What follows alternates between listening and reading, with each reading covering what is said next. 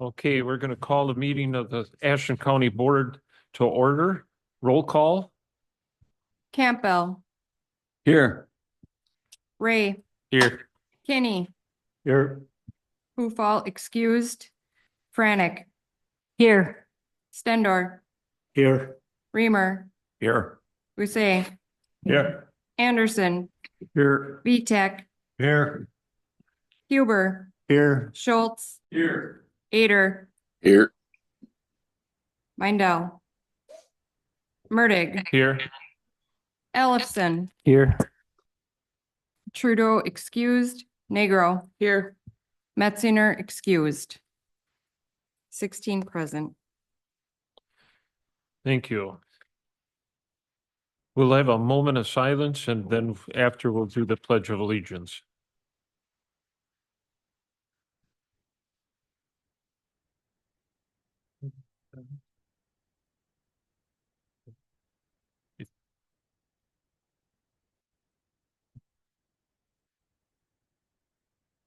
Okay, before we do the pledge, Dan might have something here to say. Sure. I just wanted to let everybody know, in case you didn't know, that former board chair Ken Lindquist recently passed away. And then Marty, your longtime companion, recently passed away, and we're sorry. We do have a gift for you. So everybody knows, we purchased a tree to be planted in her memory. So we have a certificate for you downstairs. So you have our condolences and we're sorry. Okay, we'll stand for the Pledge of Allegiance. I pledge allegiance to the flag of the United States of America and to the republic for which it stands, one nation, under God, indivisible, with liberty and justice for all.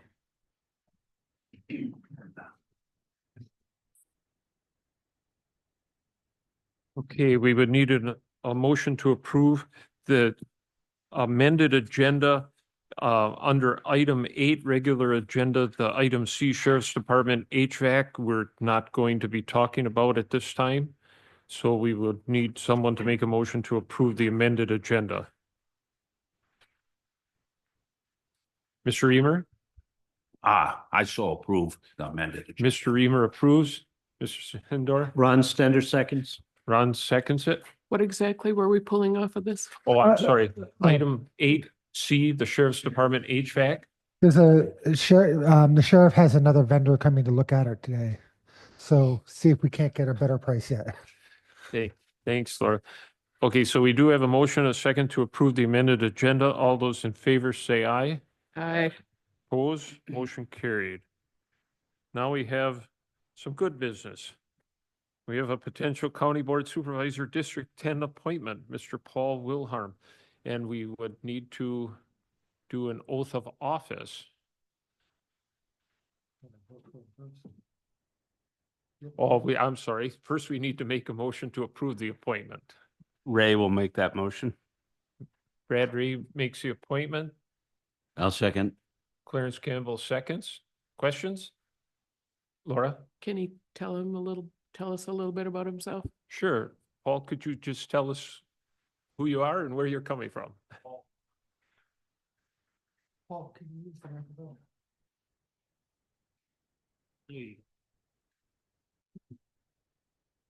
Paul Wilharm.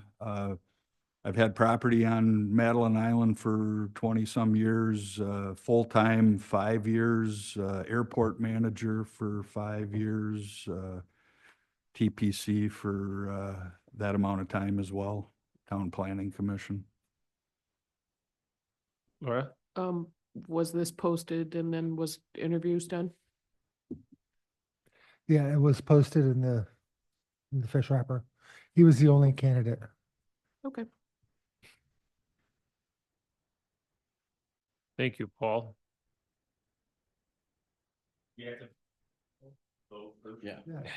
Correct. Thank you. All those in favor of the appointment say aye. Aye. Opposed? Motion carried.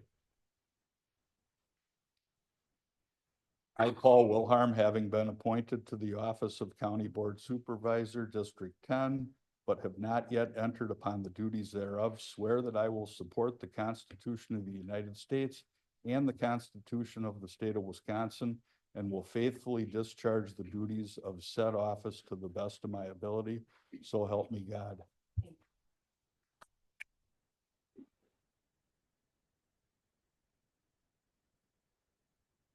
Thank you, Paul, for stepping forward. We're still looking to fill the other position, and hopefully we'll have a candidate or candidates soon. So thank you.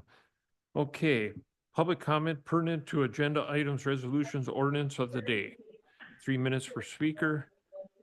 Is anyone here to speak in the public comment period? Anyone online?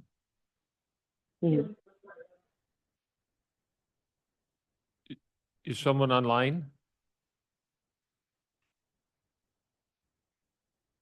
Is there anyone either present in the room or online that wants to speak during the public comment period? Hearing none. We will move to item 5, CDBG public hearing, notice of a public hearing. We should make a motion to open the public hearing. Okay, we need a motion to open the public hearing. Mr. Huber? This is Huber. I'll make a motion to open up the public hearing. Mr. Huber makes the motion. Who say second? Mr. Passay seconds. Erica? Good morning, everyone. I'm Erica Hanical. I've been Ashland County grant writer for about 8 months now. Very happy to speak with you today. This is a public hearing regarding Ashland County's application for CDBG planning grant funds. There are 6 parts that we must fulfill. Erica, point of order. I think we need a roll call vote for going into public hearing. No, not for public hearing. We don't need one for public hearing. We need one to go into closed session. Okay. There are 6 parts to this. I need to fulfill all parts. I promise you it will not be longer than 5-10 minutes. Erica, hold on one Okay. second. Okay. Sorry, Mr. Ray's correct. We do need a voice vote to go into public hearing. So. Okay. Thank you. Now we'll need a voice vote to go to the public hearing. All those in favor say aye. Aye. Opposed? Motion carried. Thank you. Okay. Wait, Laura? Erica, when you talk about this stuff, people might watch us later online, so CDBG means nothing to some citizens if they're watching, so if you could explain that all, please. CDBG means Community Development Block Grant. This particular block grant is administered by the Wisconsin Decker office. I believe that our next presenters will talk a little bit more about Decker, and because that is in their slides. If we could scan down just to the maps that are included, and I think that will be most instructive for people. I do want to clarify before I begin that this the requirements for the public hearing are not about the actual contents nor the process of our county comprehensive plan. What I'm talking about is only fulfilling requirements for the grant that will pay for work on the comp plan, right? So that I have to present particular information, which will not be inclusive of all information that we will be covering when we actually talk about the comp plan. Okay, so first requirement is to identify the total potential funding available. Ashland County is a majority low to moderate income community. We are 51.3% LMI, low to moderate income. And so we qualify as a county to apply directly for CDBG grant funds. The maximum award is $50,000. We need to promise $25,000 in hard match and or in-kind match. And we are applying for the maximum award. Secondly, the eligible activities for this grant are the development of the comprehensive plan and administrative costs, and that's it. Thirdly, we need to present some of the identified community development and housing needs in the county to qualify for this grant. So I am assuming that most people in the room understand that Wisconsin, like most states in the nation, is experiencing a significant housing shortage. Recent studies are pointing to Wisconsin needing to build, as a state, 200,000 housing units within the next 5 years to accommodate the people that are already here. And I wanted to sort of put that into our location with some maps and some graphs about the particular issue that we will have in Ashland County kind of facing this.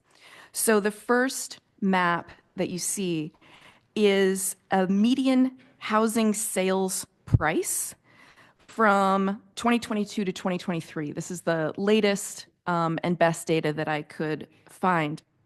Ashland County is in the top quintile for housing price increases in recent history. So that means that Ashland County from 2022 to 23, and I would venture to guess virtually since COVID, that housing prices have increased by from around 20 to 54% within just the past 3 to 5 years.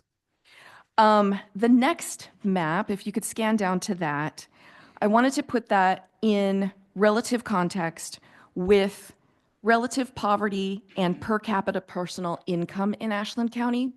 So this map is sort of inverse in that the very lightest color, which Ashland County is, means that we are in the lowest quartile for personal income. To put some statistics on that, Ashland County's relative poverty is about 14% to almost 17%, depending on the metrics that you look at, whereas the state average is less than 11%. So we're significantly above the state average for poverty as well. And so I think if you put those two maps in context with each other, right, our relatively high poverty, but our skyrocketing housing costs, we have a bit of a dilemma. On the community development needs side, everything that the administrator's office has been researching and taking in over the past many months and talking with municipality leaders are really identifying a kind of suite of all the same things. So the community development needs are really largely economic development needs, and tied into all of that economic development is needing housing for workers to house the people to do the work to produce the economic development, right? Rehabilitation of our main streets, business and job growth, childcare, servicing the needs of increasing numbers of seniors in our county, and an expansion in outdoor tourism. I wanted to put that within the larger frame as well for us. So if we scan down to the next two graphs, the next two graphs are about Wisconsin as a state in total. So we do have statewide changes in participation in the workforce recently. What surprised me about this particular graph is that the needs for childcare is so acute that men and women are dropping out of the workforce for multiple years on end in their reproductive years, right? Because they need to care for children. So I believe what we can infer from that is like childcare is kind of a main priority in keeping workers working, right? And probably also keeping workers within housing. Lastly, perhaps more to the point, the net migration into Wisconsin and the last graph is quite concerning in general. Our minimum needed, we're not hitting those marks. And we know that without more workers, without more residents, it is very hard to grow an economy within a already declining workforce, right? So those were the kind of the big picture pieces that I wanted to cover for the purposes of the grant application. Our fourth piece is a presentation of activities proposed for our application for CDBG funds. A planning committee has been formed. It is chaired by George Bousset. Regular updates are forthcoming. I'm sure that George will be sharing regular committee updates with the full board. And we have NWRPC presenting for us today immediately after this. Fifth is a review of any potential residential and non-residential displacement. We foresee for updating our comprehensive plan only, we foresee that this will entail no residential or non-residential displacement of any persons or businesses. And item 6 is public comment period on the grant application.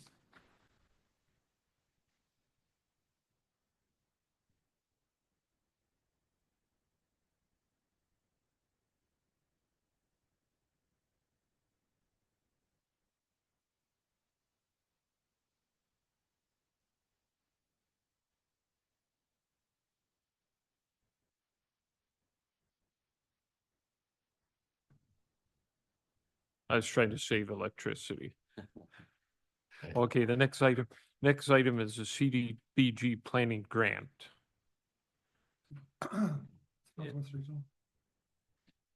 Is Northwest Regional Planning? If you want to take that mic there, that'll work.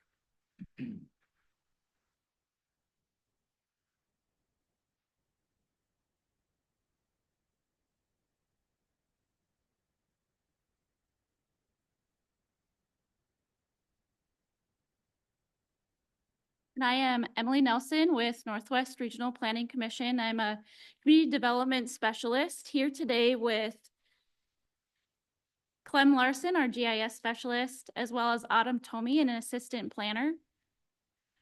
Here today to give an overview on the comprehensive plan update. But before I do that, more information on the community development block grant and that history. The U.S. Department of Housing and Urban Development oversees several programs, including the Community Development Block Grant Program. The program was established in the 1970s, and it provides funding to support local government programs that address community needs. The state of Wisconsin receives approximately $27 million in CDBG funding annually, and that's administered by the Wisconsin Division of Energy, Housing, and Community Resources, or DECR. And this funding can be used for public facility improvements, housing rehabilitation, economic development, and planning. So the funding being requested by Ashland County through this proposed CDBG application will specifically be used for planning assistance to update the Ashland County comprehensive plan.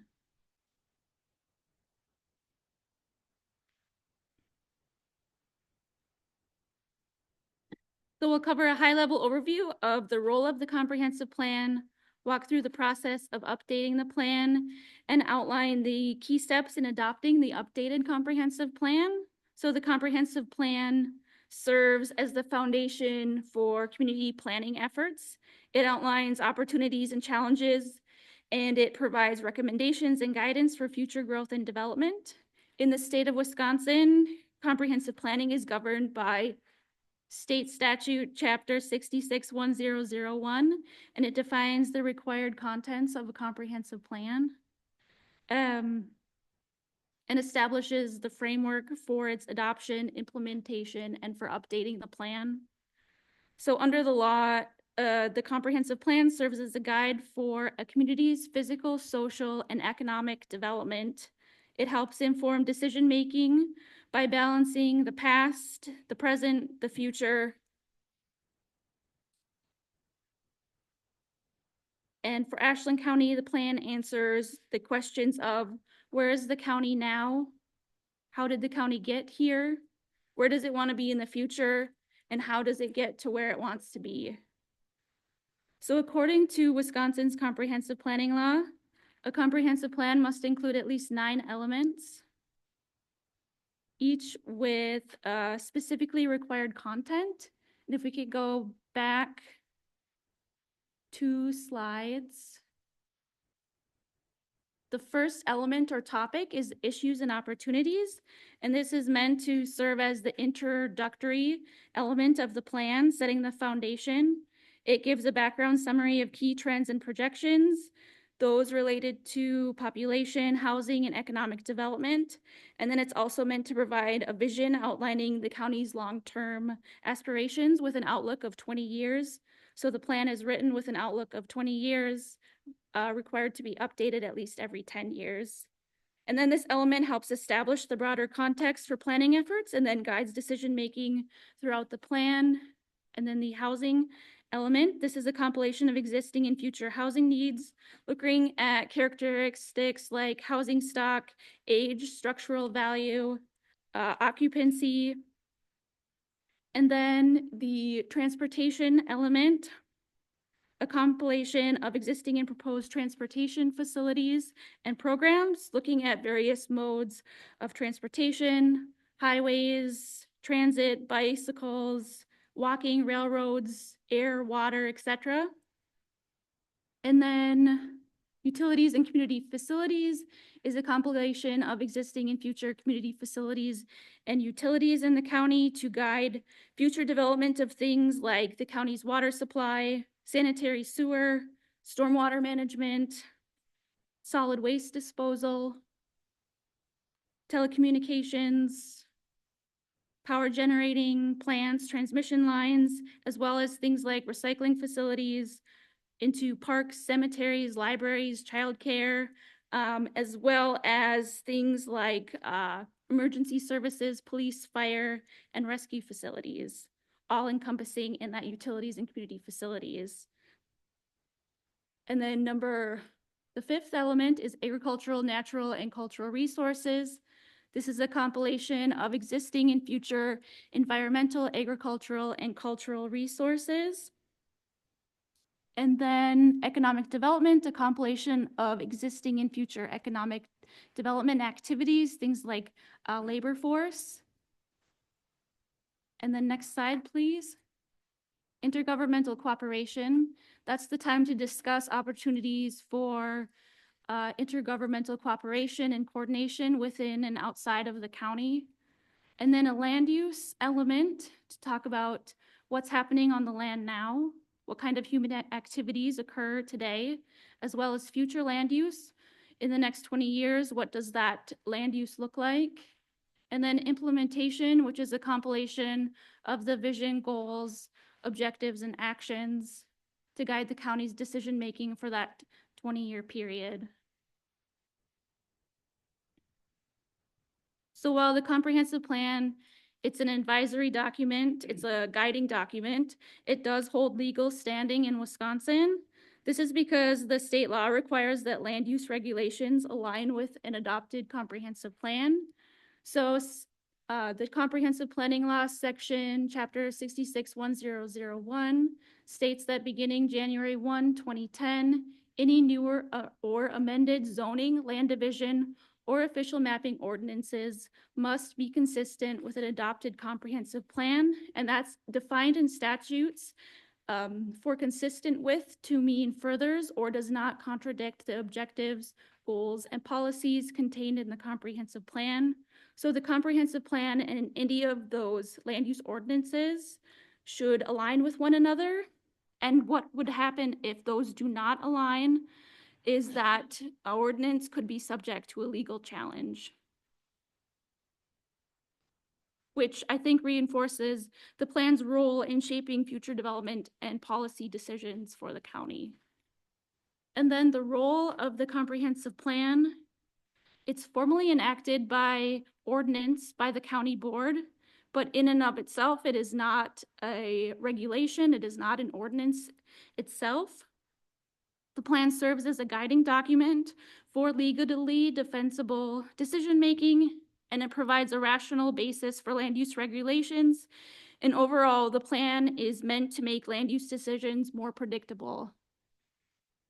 These land use regulations include things like the zoning ordinance, land division, subdivision ordinance, and official maps. And official maps are typically at the village or city town levels, not so much at the county level. And these ordinances, along with the comprehensive plan, they work together. For example, the comprehensive plan provides recommendations for how land use should be used to meet the county's needs and goals, while the zoning ordinance enforces those recommendations through legal land use regulations through the zoning ordinance. Next slide, please. So the steering committee oversees the plan update process, and the planning committee for this plan update sounds like it has already been established. This committee holds the public meetings for the plan update, is responsible for following the county's adopted public participation plan. This group also is typically the one that reviews, approves, and recommends the updated draft plan to the county board for adoption. And the public participation plan is a requirement of the comprehensive planning law. It requires public participation at every stage for the planning process. And to meet this requirement, the county will adopt a public participation plan, and that ensures a variety of opportunities for community members to engage and contribute to shaping the comprehensive plan. And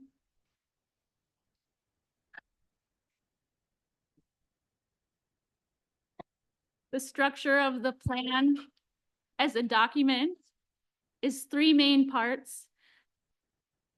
There's the background report, which documents current and historical data and information, and then takes a look at trends based on that data to develop forecasts for the future. And then there's the vision and implementation that identifies the goals and objectives or the desired future conditions for the county, and then identifies the actions for achieving the comprehensive plan's vision. And then mapping, which consists of several different maps which depict resources and conditions to support the background report. And then there is a map, the future land use map, that visually represents the county's vision for preferred future land use in the county. And then I know that the Ashland County Comprehensive Plan is also 3 separate volumes. So I believe there's the background report, the background information, the vision and goals volume, and then the third volume is the farmland preservation plan. And then moving on to an overview of the plan update process. First step is to revise the plan background report to collect and update all of the statistical data, the tables, charts, the graphs, and to develop new forecasts based on that data. And those logos are some of those data sources that we typically utilize that are publicly available. So there's the US Census, there's the decennial census, and then the American Community Survey. There's a 5-year agricultural census, a lot of information for population and household projections from the Wisconsin Department of Administration, labor force data from the state of Wisconsin Department of Workforce Development, some from the Wisconsin DNR, the Public Service Commission, Department of Transportation, and then Lightcast is economic modeling software that we have access to that could be utilized in the economic development element. Next slide, please. Step 2 is to review the community issues and opportunities from the previous plan and to revise those to reflect new or anticipated issues and opportunities. Next slide, please. Step 3 is to review the vision framework for the plan, looking at the previous plan's vision statement, the previous goals and objectives, and amend those as needed to meet current and anticipated future needs of the county. And next slide, please. And then the strategy review to review the previous plan's actions and the action plan and amend that as needed to reflect community desires. The action plan outlines the steps to be taken to put the comprehensive plan in motion. And in doing so, it has line items for things like responsible parties, who's responsible for completing that action step, a timeline for completion for each action, and list potential resources needed to accomplish those action steps. And then step 5 is to identify any new actions that you want to incorporate into the updated comprehensive plan. Thinking about things like, do current or forecasted issues and opportunities that were identified in this update, did they require any new action steps? Were there any new goals or objectives that were identified that require supporting actions? Are we in a better position to accomplish certain strategic actions now than we were in 2016? Are there additional resources that we can use? And then what kind of other studies, plans, other planning mechanisms and documents that have been developed that we could be incorporated into the updated plan? And then I'm going to hand it off to our GIS specialist, Clem, to talk about the mapping sections of the plan.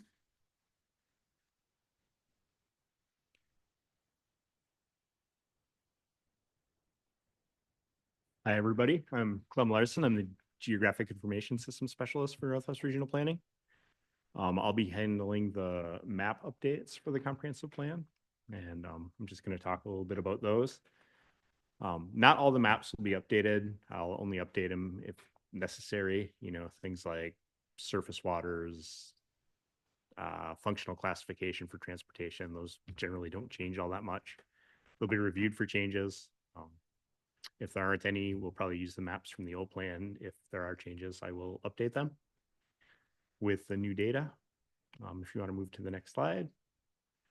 The first map that I'm going to start on when the project gets rolling is the existing land use for the county. That map will be developed parcel by parcel throughout the county. We have a handful of maybe 15, 20 classifications we typically use for a local unit of government plan update. And those classifications are based on me looking at the aerial imagery and then using the version 10 parcel data that the county submits to DOA annually. I'll look at things like lot size or parcel size and improved value to classify land use. You know, if I have a parcel that's got no improved value, forested, that generally gets classified as forest. But if it's a 40-acre parcel with an improved value or a house on it, that'll be classified forest residential. We'll take those 20 or so classifications and kind of generalize them for the county plan. It's a little higher level than a local plan. And we'll kind of aggregate those a little bit to not have a million classifications in a countywide map. It gets really messy really fast. Next slide, please. After we identify the future land or the existing land uses, we can use that as a base for future land use, which will kind of inform where the county is looking for development or change in future uses of the land. These are generally local plan maps we use in these, but in Ashland County, there's only one town in Ashland County that has a adopted comprehensive plan that's fully in effect. So this map will kind of have to be created at the county level, I think, rather than using the local plan future land use maps. So that'll be a little extra work, but we'll figure it out. And that's about it on the mapping. I'll hand it back to Emily.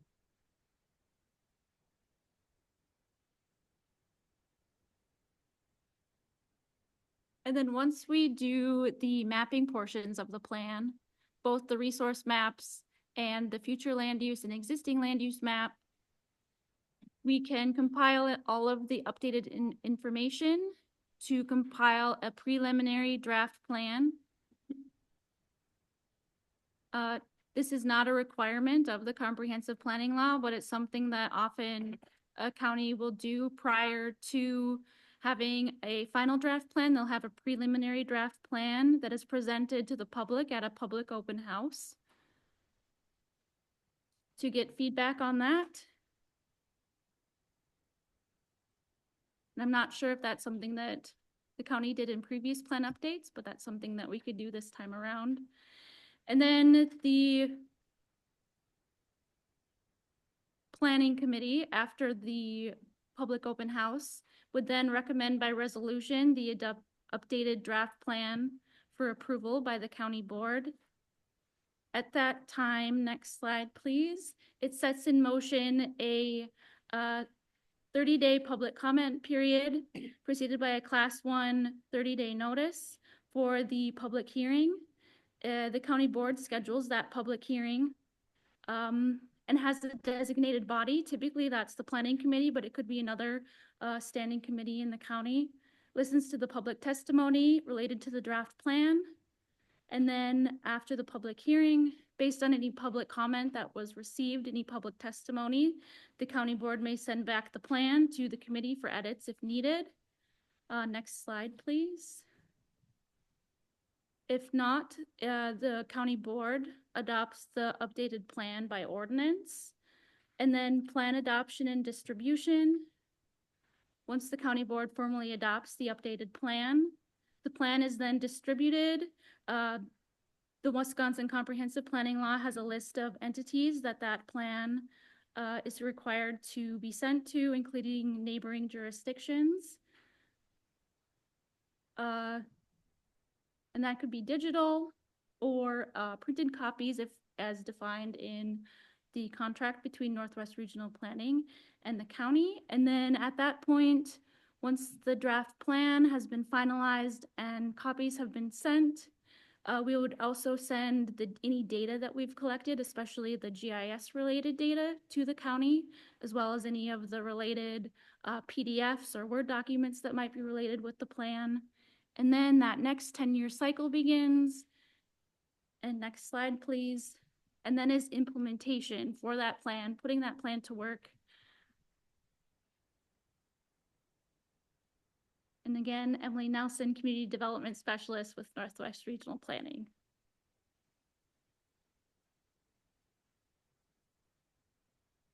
Thank you, Emily, and everybody for the presentation. There should be a note at the end of, right before that slide. We're not going to let this plan collect dust. Because I've seen the town plans and most of them don't know where they are. 2006? They search for them. Luckily, some towns are putting them online, so at least they can obtain it. But yeah, that's been a concern of mine for a long time, that the plans are developed and we forget to look at them till the 10 years or Yeah, whatever. I think So, that's the importance of that standing committee that can be the custodian of the plan throughout its life cycle. right. Good. Any questions? Mr. Kinney? As you prepare final copies of this, and I'm on the plan committee update, so one of the things I'm thinking about right now is there a way when we create the final version to have a version with hyperlinks? So the forestry, for example, the section in the forestry plan isn't going to be as long as what the county's forestry plan is. It's going to be something briefer, but it'd be really nice to have a hyperlink there to go out to the forestry plan or to other department plans that we have, because it's just, you know, I'm on the county board, but I still have to look for stuff at times. But if there's a hyperlink, I can go directly to it. And I was thinking about Clem's comment to some of the maps. I know from the property I own in Bayfield County, I go out to GIS and I look at maps and I'm aware of, you know, things get updated over time, especially a 10-year period.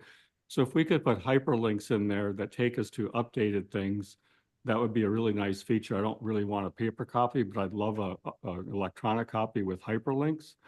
And then related to that is if you put, you know, update maps, et cetera, in there, if it's other than a PDF where nobody can do anything with it, you know, the formats of those things, so they open up on people's computers, whether it's Microsoft or an iMac. So that would make it really accessible to everybody. And from an organizing standpoint, you know, I could just I mean, it would encourage me to go to the comprehensive plan more than I already do, because then it's an organizational document that I can easily get to other things as I delve into different topics as I'm looking at it. And right now, because like the forestry plan, I go to the county website, but I don't go to the comprehensive plan. But if I had the comprehensive plan with the forestry, and if I want a deeper dive, I could. That would be nice if we could do it. I think that's something that we could look at incorporating throughout, especially in this digital day and age. Okay, any other questions? Anyone online? Okay, thank you very much. Thank you. Okay, item 7, CDBG, public hearing discussion and action items. Item A, citizen participation certificate. Certificate.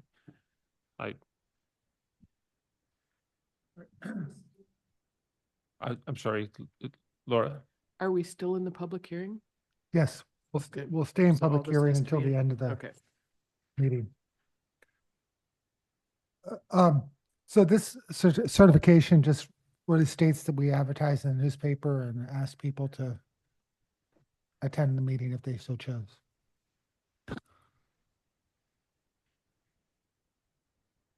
Okay, so this citizen participation certificate, do we have to approve that? Yes, because you have to sign it. Okay. So we need a motion? Yeah. Okay. If everyone sees it either on the screen or if they have their little notebook, is there a motion to approve the citizen participation certification? Laura?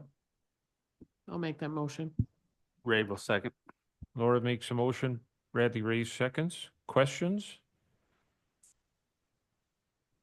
All those in favor say aye. Opposed?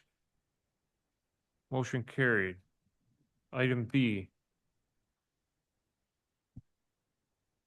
Approve Wisconsin Residential Anti-Displacement and Relocation Assistance Plan for CDBG programs. So this is actually something we approved a year ago or so when we did the grant for the homeless shelter. So this is a standard grant that we have to, this is a standard form we have to approve. Okay, so we'll need a motion to approve the Wisconsin Residential Anti-Displacement and Relocation Assistance Plan for CDBG programs. Is there a motion? Liz? I'll make the a motion to approve Wisconsin Residential Anti-Displacement and Relocation Liz Assistance. Frannick makes a motion. Is there a second? Mr. Huber? Yes, I'll second it. Mr. Huber seconds. Questions? Laura? Can we just take a few seconds and explain what this is? Because again, people watch these later, so. Right. So it just says that we have to help anybody who's displaced or if our plans cause them to be displaced.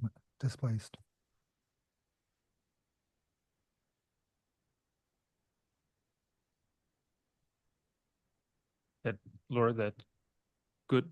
Okay. So the motion's been made and seconded. No other questions? All those in favor of approving item B, say aye. Aye. Opposed?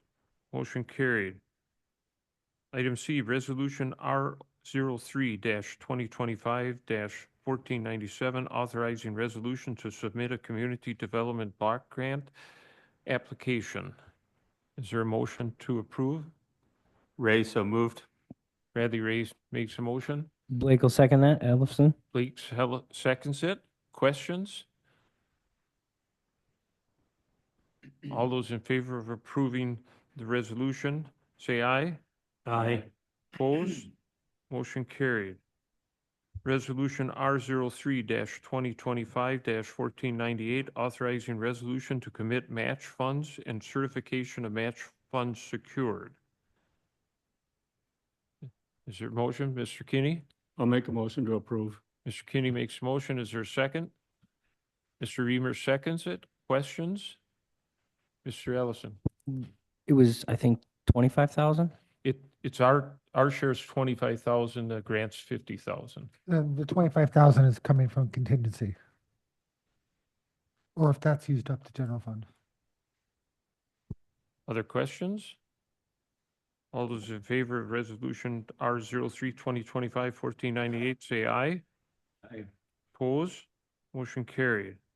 Resolution R03-2025-1499, policy to prohibit the use of excessive force and to enforce applicable state and local laws prohibiting physically barring entrances or exits for nonviolent civil rights demonstrations. Is there a motion?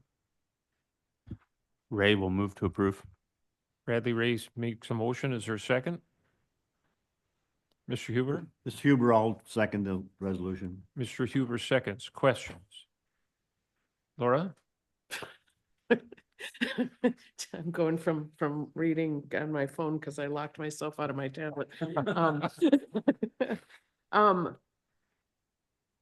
Can somebody give me the history on why this one is in here?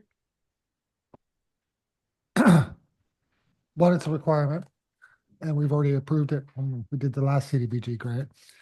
But it basically just allows peaceful protest, and we will not physically prevent that.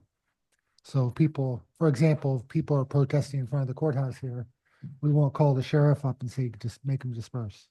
Okay. I would quit asking these if we had like some kind of little write-up like we used to have before each piece, so. Yeah. Thank you, Laura. Questions? Okay, all those in favor of approving this resolution, say aye. Aye. Oppose? Motion carried. Item F, resolution R03-2025-1500, resolution to adopt the fair housing ordinance. Again, we approved this one with the last CDBG grant. It's a requirement. And basically says we will not discriminate in housing. Ellison makes a motion. Sorry. Okay, Blake, Sorry. sorry, that's okay. Blake makes a motion to approve. Is there a second? Marty Vitek, I'll second it. Marty Vitek seconds it. Questions? All those in favor say aye. Aye. Oppose? Motion carried. Item G, ordinance 003. Is it a 003 or is it an R? Is it 0? It O? Okay, okay. I do see it's a little bigger. Okay. 003-2025-128, Fair Housing Ordinance. And again, we already have this one on the book, but for the purposes of applying for the grant, we have to approve it. Is there a motion? Clarence? I'll make a motion to approve. Motion by Clarence Campbell. Liz? Second. Second by Liz Franick. Questions? Mr. Kinney? Well, just a clarification, and I forgot my reading glasses, so bear with me, but on the agenda, Bill, it has an R0. Or sorry, it's got the 0 there. I'm just wondering why that isn't an R, given the other ones. Okay, all right, thank you. Okay, motion's been made and second to approve ordinance, Fair Housing Ordinance. All those in favor say aye. Aye. Opposed? Motion carried.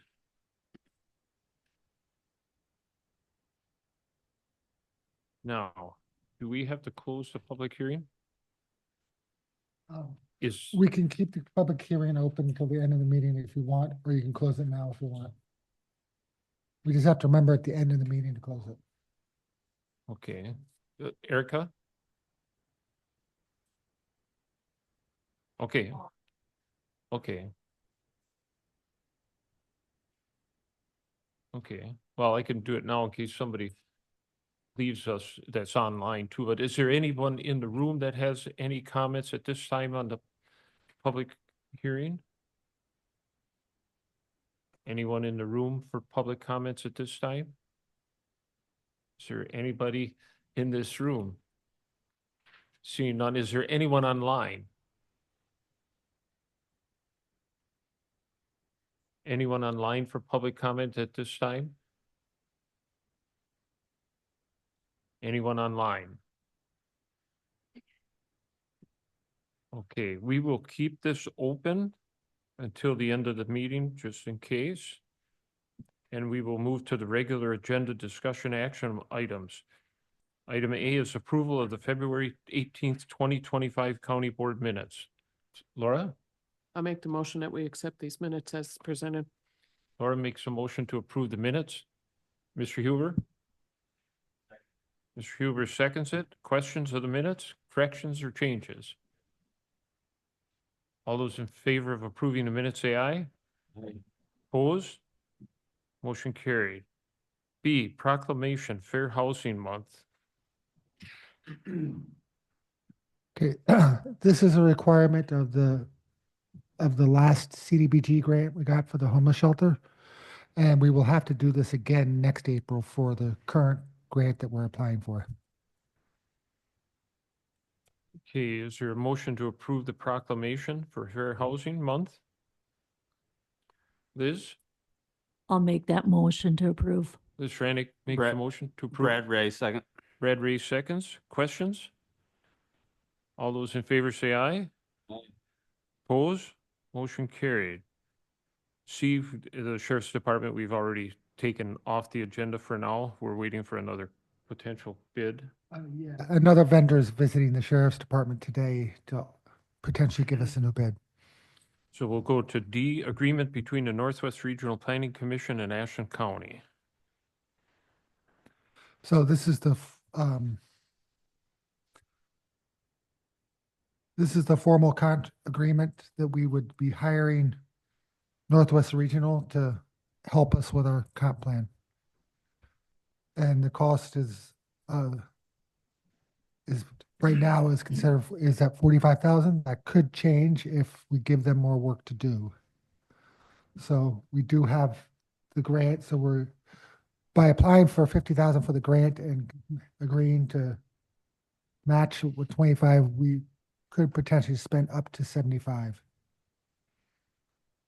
Is there a motion to approve the grant, Laura? I'll make that motion. Laura Negro makes a motion. Brad? I'll second, but I have a question. Brad Ray seconds. Question? Yes, Autumn. Um, Oh, microphone, please. oh. And I made the motion. I should be able to address it first. So I just had a question because in the resolution, it says not to exceed $45,000. So was the commentary before that saying that we could go beyond that? We could, and we'd get a separate contract for that. Okay. Thank you, Laura. I don't, So this contract here will actually be for the previous CDBG public facilities grant that you've already been awarded. So this will be the administration between Okay. me and Sheldon for that. All right, so this is for the homeless shelter one. And see, the Northwest CSA, is it? They are paying for this, their grant. But we're the grant recipient, so we have to agree to it. So we're not committing ourselves to 45,000 here. We're committing Millie to 45,000. And she's already agreed to all that. So Any I Brad? think that it clarifies my question because it was talked about the CDBG CV funding instead of the planning funding. And so this is something different. This isn't for what we just had the public hearing. Right. about. This is for the CGB CV that we got for the homeless shelter. That was what, a year ago? So they got $1 million to rehab the homeless shelter, and Sheldon is administering that grant. And so this is their fee. The homeless shelter pays the fee, but because we're the grant recipient, because they weren't able to, we have to approve the contract. Other questions? Okay, so motion's been made and seconded to approve the agreement between Northwest Regional Planning Commission and Ashland County. All those in favor say aye. Aye. Oppose? Motion carried. Abandoned property ordinance, ordinance zeros or O 03 to 2025 129 abandoned property ordinance. So this authorizes the sheriff to get rid of unclaimed property. At the current time, their garage is filled to the brim and they literally can't use it. And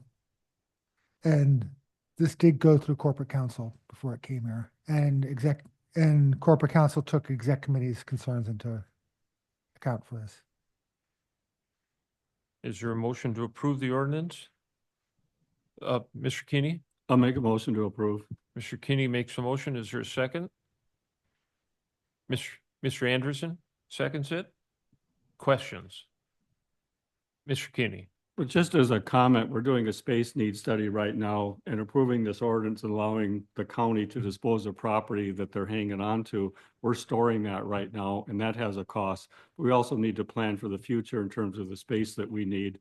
And approving this and letting go of stuff that we don't need is actually going to help the county in terms of space that we need in the future. Thank you. Other questions? Otherwise, all those in favor of the ordinance of abandoned property ordinance, say aye. Aye. Oppose? Motion carried. Item F, approve the John F. Kennedy Memorial Airport, Ashland, Wisconsin Airport hangar ground lease. Okay, we did approve a previous version of this. The difference is under section 8D, the last sentence was added to this version at the request of the executive committee.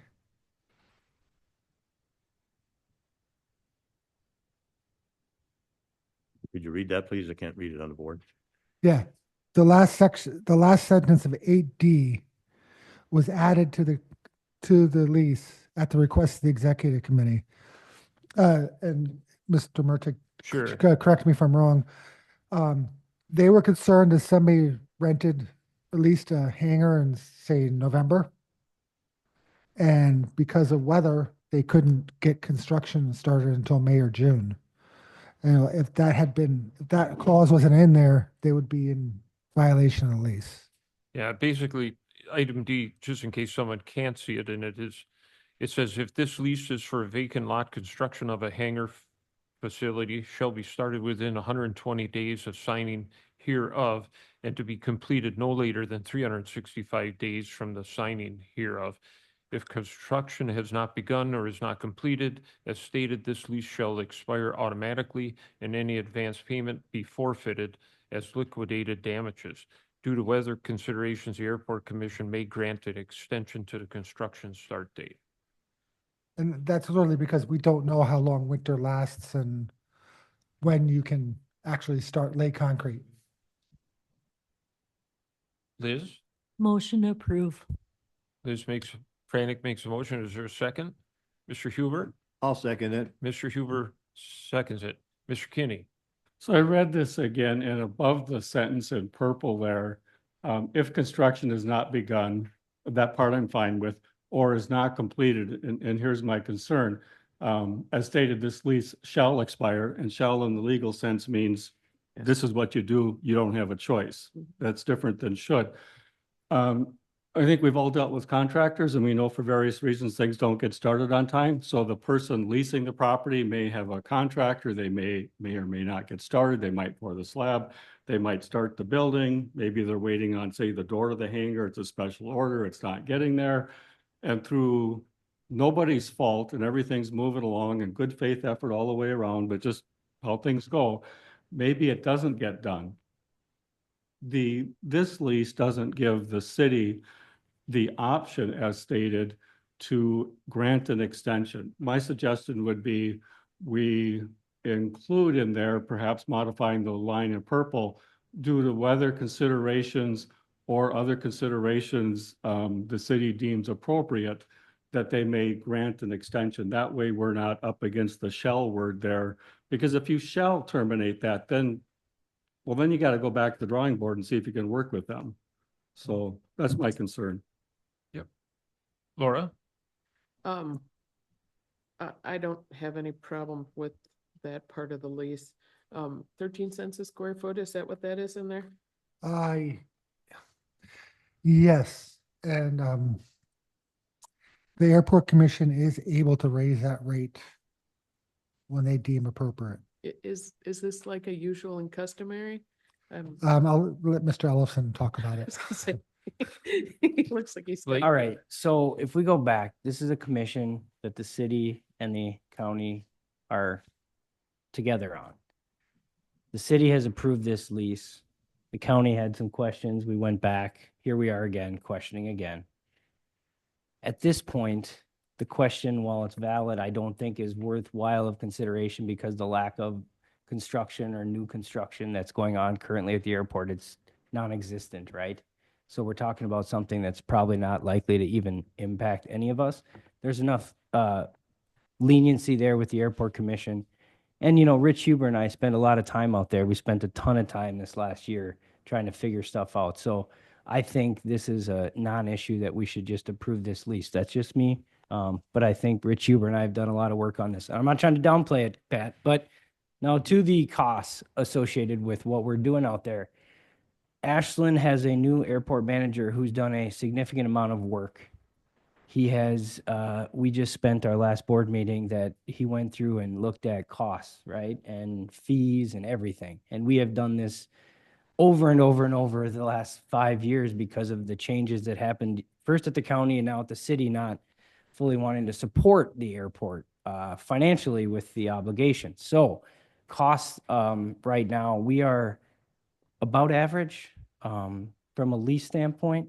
There is some opportunity to increase, but that is not easily done because the FAA has serious considerations that they look at when you start changing that, and they want us to be affordable. I know that's not always what the city or the county may want from a revenue standpoint, but that's what the goal of this is, and they subsidize a lot of that. So I'm very sensitive to costs, and you guys are welcome to come to any airport commission meeting. It's published. If you have these concerns, I would love to have one-off conversations, but at this time, I would ask that we approve this lease and that we stop talking right now about fees and that, because the mayor right now is very actively asking us to consider anything and everything that we can bring in from revenue, and so we're doing that. Pat? Mr. Kinney? I'm going to support this, and I would suggest that we do. I would just suggest that the airport commission in the city and the county go back on that line in purple, because the whole goal of this was we didn't want someone renting a space and not doing anything or using it for things that aren't related to the airport. But reading this again and thinking about all the delays due to construction for all sorts of reasons, just to modify that line so that the city, the airport commission has the latitude to grant an extension if it's not done on time. So I would agree we should support it. And then as a very simple matter, you update this, bring it back to both bodies, you get the change made before you run into, oh my gosh, now what? And you have legal questions and delays, that's all. So I'm going to support it, yes. Any other questions? Oh, Mr. Vitek? This is Marty Vitek. I agree with what Pat's saying, because we don't want to tie anybody's hands if a simple solution could be worked out in Okay, I believe, short periods of time. I believe our reps on the commission have heard the concerns. Okay, any other questions? Otherwise, we have a motion and a second, correct? I believe we do. Okay, to approve the airport hangar ground lease. All those in favor say aye. Aye. Opposed? Motion carried. Thank you. Approval of the post office lease revision in High Bridge. Okay, there was a very minor change to this agreement due to an executive order issued by the president early in his term. Basically, it just makes clear non-discrimination in the lease. You can't discriminate. So other than that, it's exactly the same. We are trying to get the contract from the post office to do the snow plowing and mowing. So I am not going to send him the signed contract until I hear back from him about that. But at least we have it ready to go now, and we're not the ones holding it up. Laura? I'll make the motion that we pass this. Okay. Marty? Marty seconds it.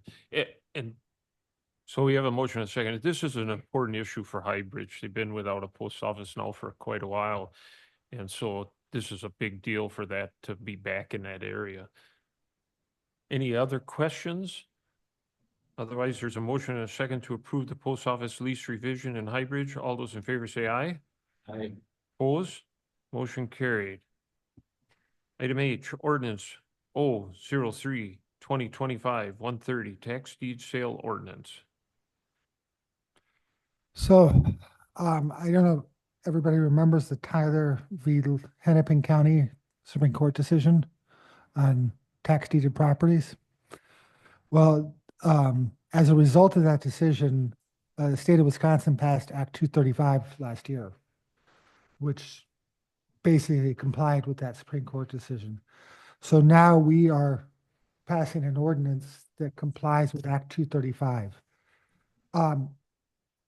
Just as to point out, as what Andy Phillips told us about all of this, is that just because we're compliant with Act 235, which we're mandated to comply with by the state of Wisconsin, does not mean we're compliant with Tyler versus Hennepin.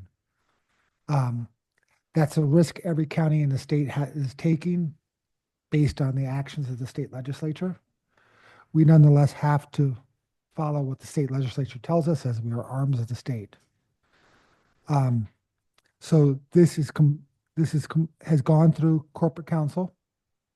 So we know it is compliant with state statutes. And if there's a challenge to it later on,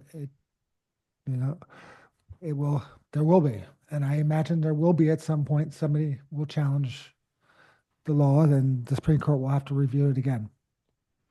But in this case, we have to we have to pass this ordinance to be compliant with the state. We cannot take properties until we pass this ordinance. And we do have a number of properties that are eligible for tax deed. I have a question, Heather, before we get a motion. In this ordinance, it talks about the County Board of Supervisors assembled on the 18th day of February. Can we change that to today's date?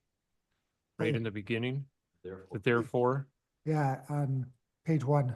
Yeah, the bottom, right before the tax deed lands, it says the 18th day of February. If we change that to today's date. So it came from zoning. So I think that was the zoning date. So it just didn't get changed in the. So Mr. Merchant, could you offer an amendment to change that? Okay, we need. What is the consideration? You have to take it out, put it on the floor first and then. Okay, so Clarence. I'll make a motion that we amend the language in that therefore clause to put in today's date instead of the 18th of February. Is there a second? I would say, Clarence, we want a point of order. Just go ahead and make the motion to approve Oh, yeah, with that right. change. Yeah, we gotta make the motion instead to of approve first. Yeah. Okay, I'll make the motion to approve. Go ahead and put the change in. it. With changing the therefore clause to say County Board of Supervisors assembled on this 26th day of March, 2025. Brad Ray will second. Brad Ray seconds. Okay, any other questions? Laura? So with this act, what did you say, 235 or whatever? Does that mean that, so if we have a $300,000 property and they owe $10,000 of taxes, once we hit a certain point where it's like we have our money back, do we have to do any more due diligence, or can we just cut our losses and not deal with it? So the way the tax foreclosure process goes now is once a person is behind in their taxes, the zoning committee decides which properties to take. Mhm. And in the statute gives Tracy the authority, but she delegates that to Jen Solberg, which she's allowed to do under this. We take the property, we have to put it either in the newspaper as a public notice, or we have to list it with a real estate agent on the MLS. It has to be set, the price has to be set at market value. Now, it has to be available for 6 months, I believe. If the property, and I'll take a vacant lot for an example, doesn't sell after the 6 months, then we can dispose of it however we see fit. So, yeah, so theoretically, say the city is doing a development, or they know somebody who wants it and we'll put it on the tax roll, we can sell it to the city for our cost we have into it, and then they can do whatever they want with it. But we have to go through that process under Act 235. Gotcha. Yeah. Yeah, it's not very, it makes us banker, real estate agent. Yeah. Any other questions?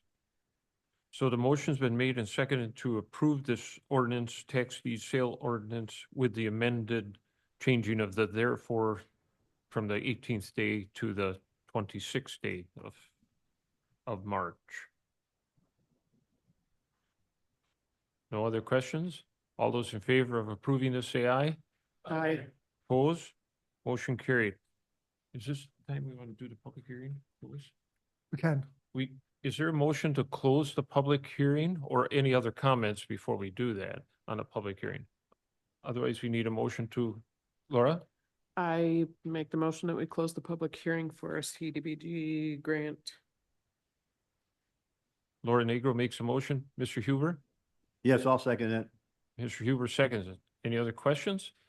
All those in favor of closing the public hearing, say aye. Opposed? Motion carried. Yeah, I could make one request. If for some reason before the end of the meeting starts, would somebody be able to make the motion to reopen the public hearing just so we can hear public comment if they arrive before the end of the meeting? Okay.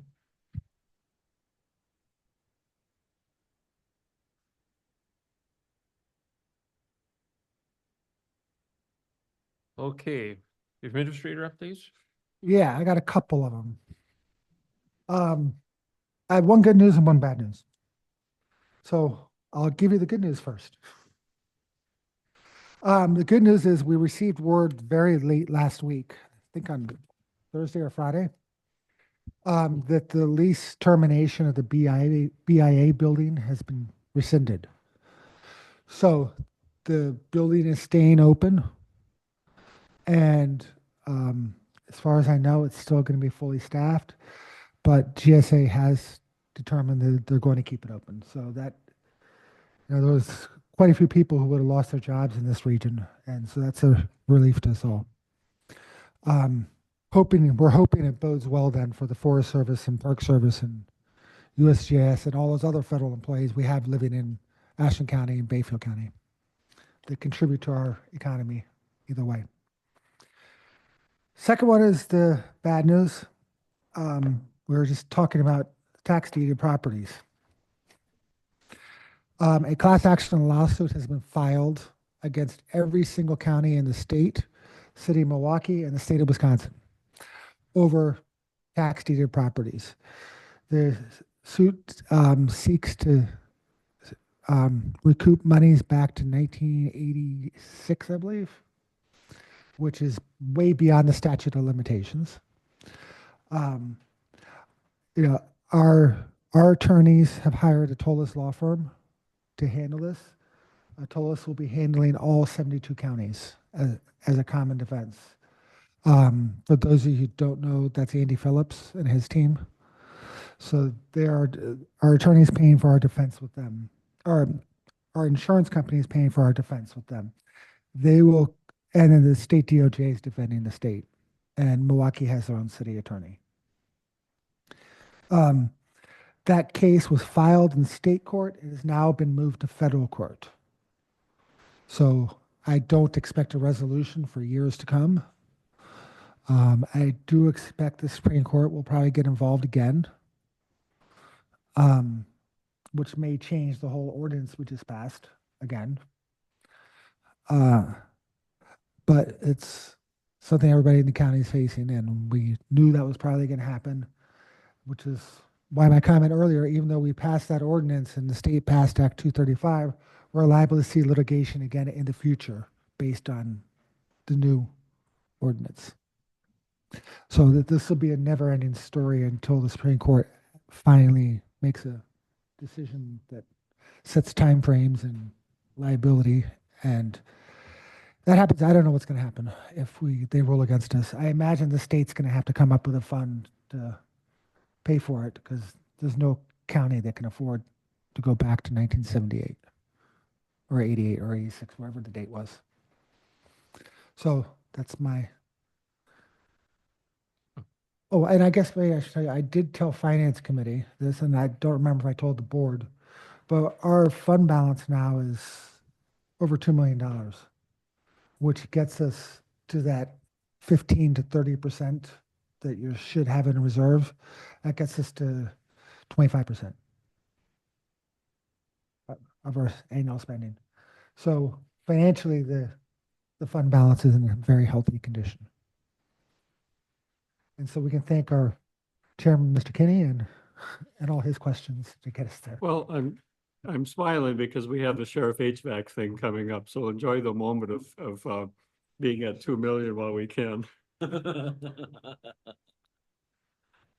Good. Okay, thank you, Dan.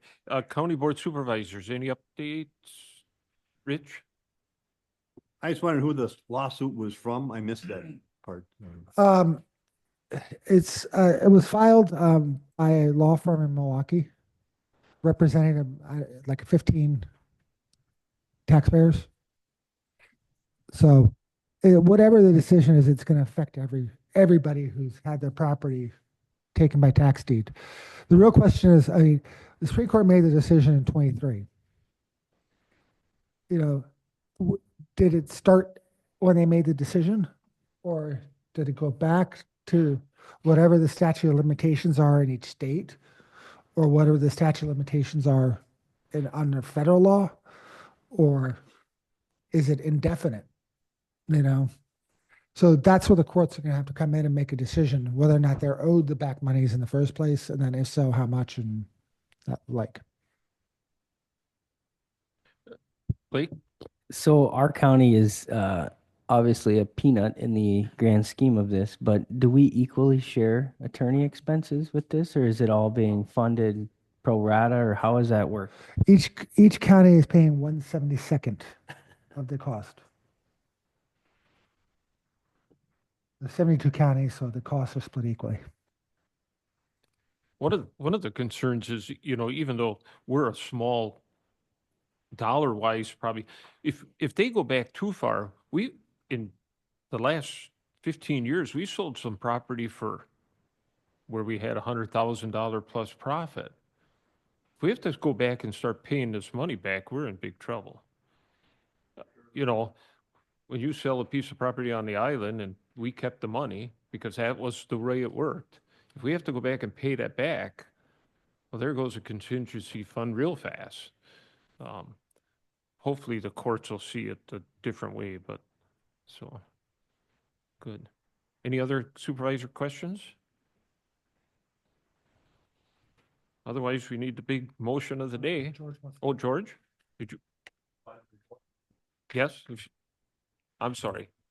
Okay, so I wanted to bring the board up to date on the status of the Comprehensive Plan Committee's work.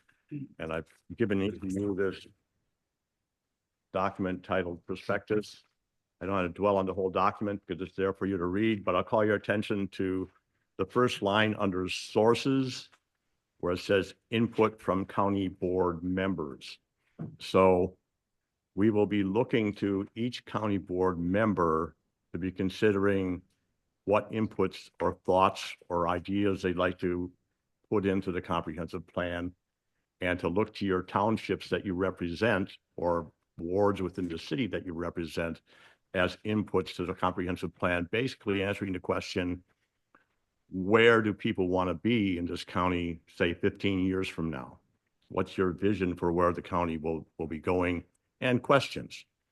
Now, I want to point out that thus far, there's the first element there. The second point on that document is something called proposed elements or segments. And thus far, the members of the committee have agreed to take on focus topics. So Charlie Ortman has agreed to focus on intergovernmental topics, if you're interested in that area. Liz Franek has agreed to focus on cultural resources and community facilities element of the comprehensive plan. Pat Kinney has agreed to focus on agricultural and forestry and natural resources. I'm focusing on transportation and utilities. Brad Ray is focusing on housing. Gary is focusing on land use and economic development. The other areas regarding trends and issues, we're working with the entire committee and our resources from the county staff and from extension staff.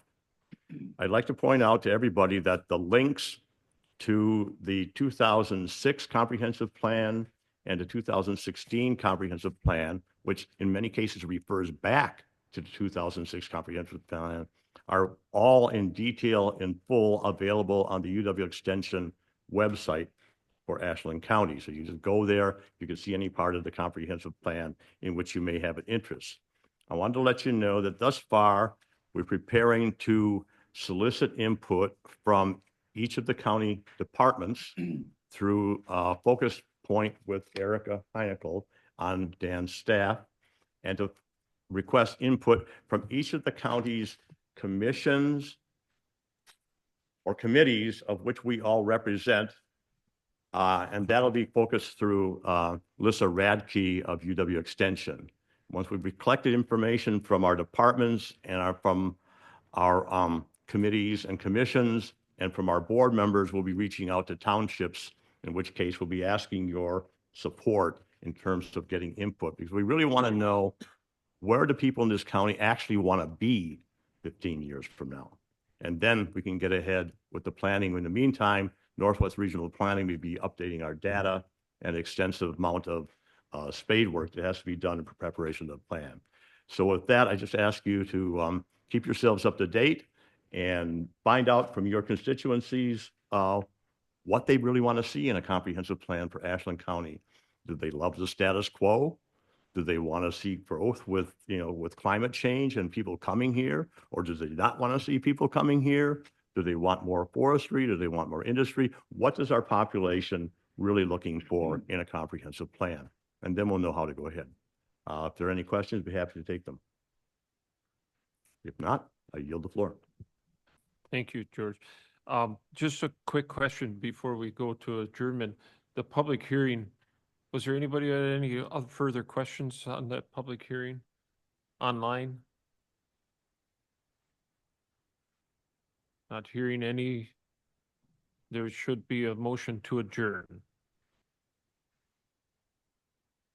Mr. Huber. I'll make a motion to adjourn. Mr. Mindel? Second. All those in favor of adjourning?